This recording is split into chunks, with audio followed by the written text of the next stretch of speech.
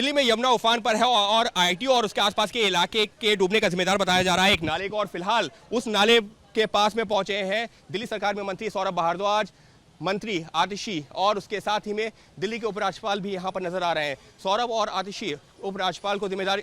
जो काम किया जा रहा है उसके बारे में जानकारी दे रहे हैं। देखिए यहां पर बेसिकली अगर हम कहें तो ये जो नाला है ये बैक फ्लो कर रहा है और इसी वजह से यमुना का पानी इस नाले के जरिए, अगर हम दिखा सकते हो कैमरे से रवीश, तो देखिए यमुना का पानी इस नाले के जरिए वापस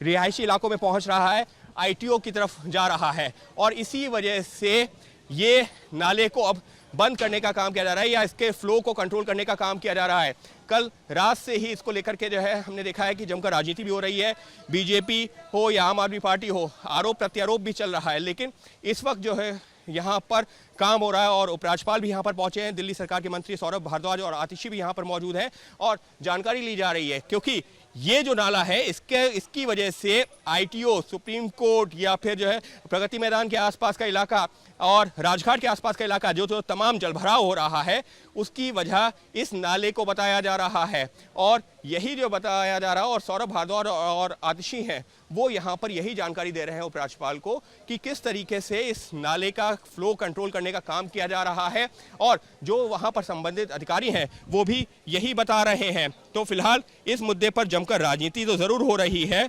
लेकिन आखिरकार देर से ही सही कम से कम जो संबंधित लोग हैं उनको सुध आई है और अब इस नाले का फ्लो कंट्रोल करने का काम किया जा रहा है। लेकिन इस सब के बीच में एबीपी न्यूज़ इस नाले के अलग अलग छोरों पर भी पहुंचा है। तो एक छोर पे भले यहाँ पर काम किया जा रहा हो लेकिन दूसरे छोर से अभी भी पानी जो बहुत तेज फ्लो के साथ में आईटीओ की तरफ भर रहा है। तो फिलहाल जमकर राजनीति हुई, उसके बाद में थोड़ी सी कार्रवाई जरूर हो रही है लेकिन जिस तरीके से ये नाला उफान पर है, क्या इस बारे में पहले से जानकारी नहीं थी कि अगर यमुना का लेवल बढ़ता है तो इस तरीके से हालात बन सकते हैं। तो निश्चित तौर पर इसको लेकर के जमकर राजनीति हुई है, अब काम भी हो रहा है लेकिन ये वो नाला है जिसको लेकर के कहा यह जा रहा है कि आईटीओ और उसके आसपास के तमाम इलाकों को डुबोने का जिम्मेदार है ये नाला, क्योंकि ये इस नाले का पानी जो यमुना में जाता था अब वापस यमुना के ओवरफ्लो होने से वापस नाला ओवरफ्लो हो रहा है और वो पानी पहुंच रहा है आईटीओ और उसके आसपास के इलाके में। दिल्ली में यमुना उफान पर है, उसके चलते कई इलाके पानी में डूबे हुए हैं लेकिन आईटीओ और उसके आसपास के इलाकों के पानी में डूबने की वजह बताई जा रही है इस नाले को, जिसको लेकर के जमकर राजनीति भी हो रही है। और यहाँ पर एक दिलचस्प तस्वीर भी देखने को मिल रही है। देखिए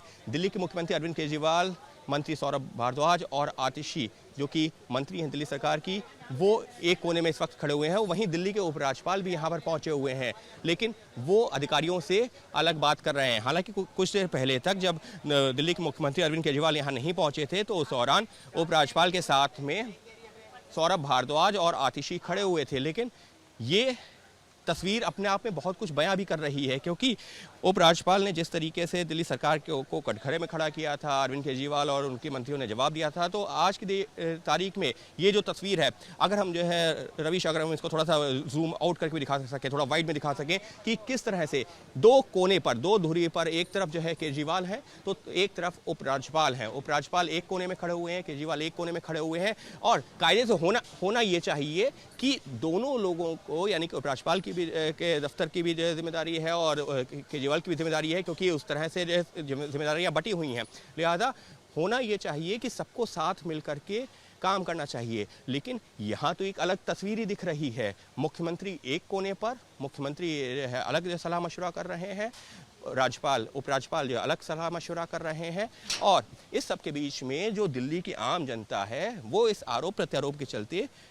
असल में किसी के ऊपर असर पड़ रहा है तो वो दिल्ली की आम जनता के ऊपर ही पड़ रहा है क्योंकि उसको इस राजनीति से नहीं मतलब है, उसको बीजेपी, आम आदमी पार्टी या कांग्रेस से नहीं मतलब है, अन्य राजनीतिक दलों से नहीं मतलब है। उसको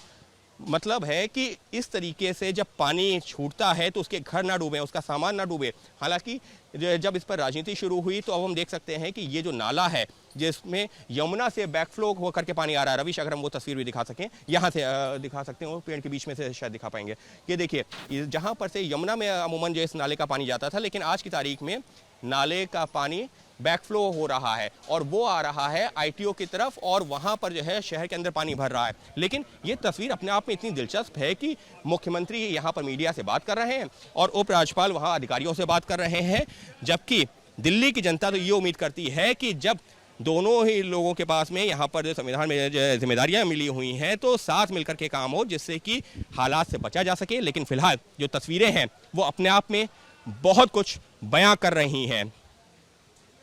उन दूरियों को भी जो फिलहाल तस्वीरों में तो दिख ही रही हैं, लेकिन वैसे भी क्या इतनी ही दूरियां हैं जिसके चलते दिल्ली और दिल्ली के लोगों को परेशान होना पड़ रहा है। हालांकि मुख्यमंत्री और उपराज्यपाल दोनों करीबन इस नाले के पास में करीबन 15 से 20 मिनट रहे हैं, और वो उपराज्यपाल तो और ज़्यादा रहे हैं। लेकिन जब मुख्यमंत्री आए तो उसके बाद में जो वो दूरियां थीं, उपराज्यपाल एक कोने में और मुख्यमंत्री एक कोने में, वो काफ़ी देर तक तस्वीरें नज़र आईं। लेकिन जब जाने की बारी आई तो एक तरह से उपराज्यपाल के पास में, जहाँ पर उपराज्यपाल मौजूद थे, मुख्यमंत्री वहाँ पर पहुँचे, उसके अलावा जो है आतिशी और सौरभ पहुँचे, और उसके बाद में एक साझा बयान दिया जा रहा है। लेकिन शुरुआत में जिस तरह से मुख्यमंत्री अलग जानकारी ले रहे थे, उपराज्यपाल अलग जानकारी ले रहे थे, वो जो तस्वीरें अपने आप में कई तरह के सवाल ज़रूर खड़ा करती हैं। हालांकि दिल्ली के मुद्दे पर अलग अलग तरह की राजनीति चल रही है, आरोप प्रत्यारोप चल रहे हैं, लेकिन इस राजनीति और आरोप प्रत्यारोप के चलते कहीं दिल्ली वासियों का तो नुकसान नहीं हो रहा, ये अपने आप में एक बड़ा सवाल है। सहयोगी कैमरा पर्सन अभीश पांडे के साथ अंकित गुप्ता, बीपी न्यूज़, दिल्ली।